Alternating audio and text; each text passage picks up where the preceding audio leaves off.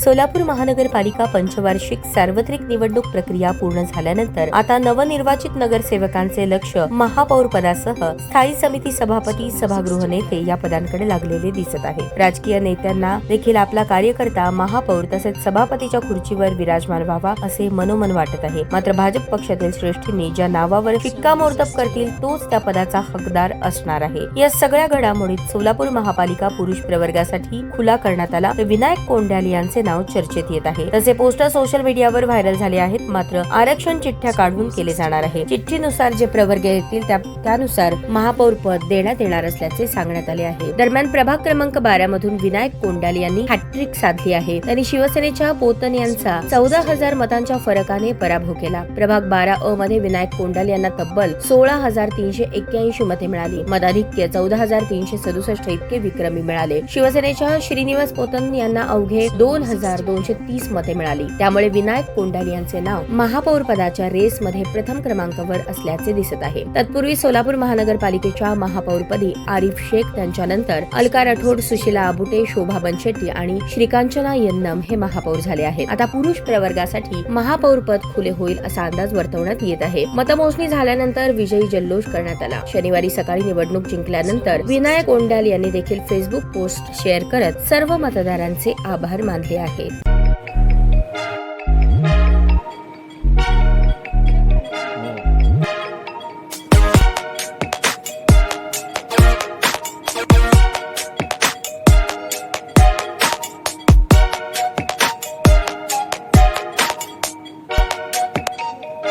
सोलापूर शहरातील सुप्रसिद्ध हॉस्पिटल म्हणजे सेंट्रल मल्टी स्पेशालिटी हॉस्पिटल मागील अनेक वर्षापासून सेवा बजावत आहे। 24 तास इमर्जन्सी सर्व्हिस, मॉडर्न टेक्नॉलॉजी, अनुभवी डॉक्टर्स तसेच अत्याधुनिक तंत्रज्ञान सुविधांनी सुसज्ज स्त्रीरोग प्रसूती विभाग, ऑर्थोपेडिक विभाग, मेडिकल विभाग आणि इतर एकमेव नाव म्हणजे सेंट्रल मल्टी स्पेशालिटी हॉस्पिटल। पत्ता गणेशपेठ शॉपिंग सेंटर, मंगळवार बाजार, सोलापूर। ताज्या बातम्या पाहण्यासाठी प्राईम महाराष्ट्र न्यूज चॅनलला सबस्क्राईब करा।